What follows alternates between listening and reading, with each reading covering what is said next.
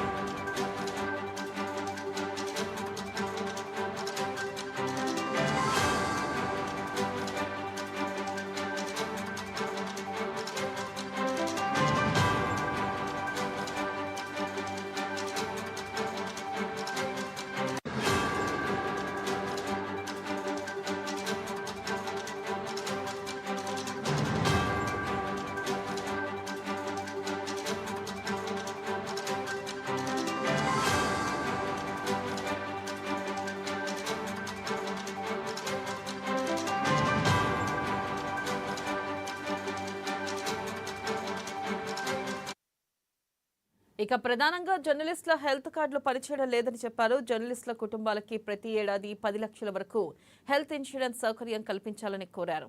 ఇక ప్రభుత్వ ఉద్యోగుల హెల్త్ స్కీమ్లో జర్నలిస్టుల హెల్త్ స్కీమ్ కలిపి అన్ని ప్రైవేట్, కార్పొరేట్ హాస్పిటళ్లలో జర్నలిస్టులకు ఉచిత వైద్యం అందేలా చర్యలు తీసుకోవాలని విజ్ఞప్తి చేశారు. రైతుల కోసం రైతు బీమా అమలు చేస్తున్నట్లు, అగ్రిగేటెడ్ జర్నలిస్టులందరికీ జర్నలిస్ట్ బీమా కింద జీవిత బీమా అమలు చేయాలని కోరారు. ఇక ఏదైనా కారణాలతో జర్నలిస్టులు మరణిస్తే వారి కుటుంబాలకు పరిహారం కింద 5 లక్షల నుంచి 10 లక్షలు అందేలా ప్రభుత్వం జర్నలిస్టు బీమా పథకం తీసుకురావాలని కోరారు.